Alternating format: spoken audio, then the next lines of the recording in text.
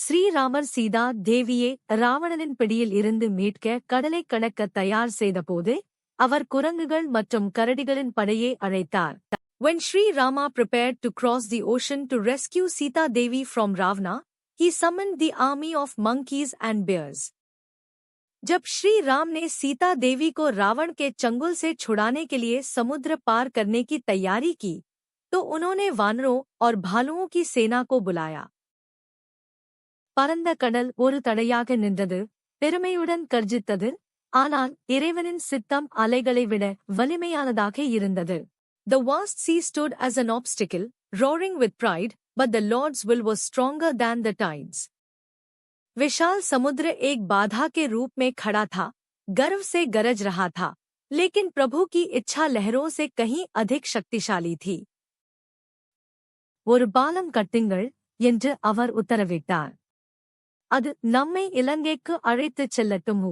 Build a bridge, he instructed. Let it carry us to Lanka. एक पुल बनाओ, उन्होंने निर्देश दिया. यह हमें लंका ले जाए. அதன்படி வலிமையான வானர வீரர்கள் மலைகளை தூக்கி கடலில் எறிந்தனர். And so, the Vanaras, powerful monkey warriors, lifted mountains and flung them into the ocean. और इसलिए वानरों, शक्तिशाली वानर योद्धाओं ने पहाड़ों को उठाया और उन्हें समुद्र में फेंक दिया. இந்த பாறைகள் ராமரின் நாமத்தினால் தண்ணீரில் தாமரை இதழ்களைப் போல மிதந்தன. These boulders, by Rama's name, floated like lotus petals on the water. ये चट्टानें राम के नाम से पानी पर कमल की पंखुड़ियों की तरह तैरने लगी. இந்த பிரம்மாண்டமான பணிக்கு மத்தியில் ஒரு சிறிய சிலந்தி தூரத்திலிருந்து பார்த்து கொண்டிருந்தது. In the midst of this monumental task, a tiny spider watched from a distance.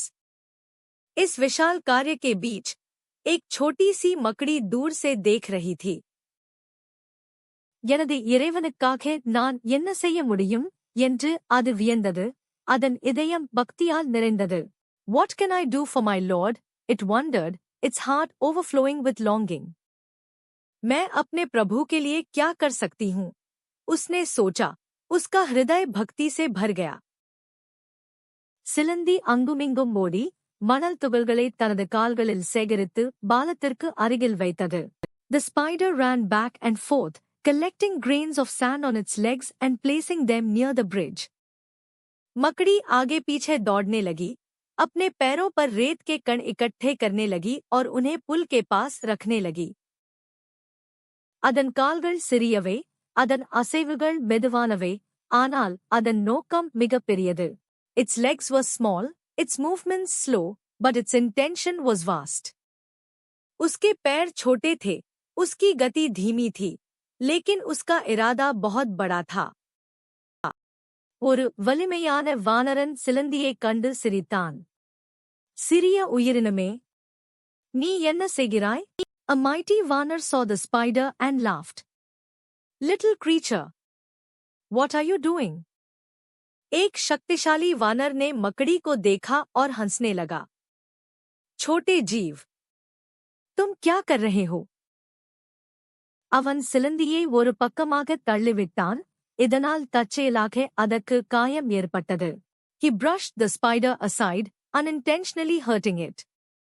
उसने मकड़ी को एक तरफ हटा दिया, जिससे अनजाने में उसे चोट लग गई. ஆனால் ஸ்ரீராமர் எல்லாவற்றையும் பார்த்தார்.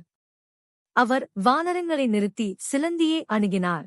But Sri Rama saw it all. He stopped the monkeys and approached the spider with gentle eyes. लेकिन श्री राम ने यह सब देखा. उन्होंने वानरों को रोका और मकड़ी के पास गए.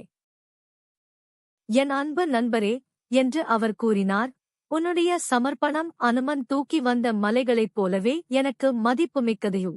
My dear friend, he said, your offering is as valuable to me as the mountains carried by Hanuman. मेरे प्रिय मित्र, उन्होंने कहा, तुम्हारा समर्पण मेरे लिए उतना ही मूल्यवान है जितने हनुमान द्वारा लाए गए पहाड़. பக்தியை வலிமை அல்லது உருவத்தால் அளவிடாதீர்கள். அன்புடன் கொடுக்கப்படுவதை மட்டுமே நான் ஏற்றுக்கொள்கிறேன். Do not measure devotion by strength or size. I accept only what is given with love. भक्ति को शक्ति या आकार से न मापें। मैं केवल वही स्वीकार करता हूँ जो प्रेम के साथ दिया जाता है।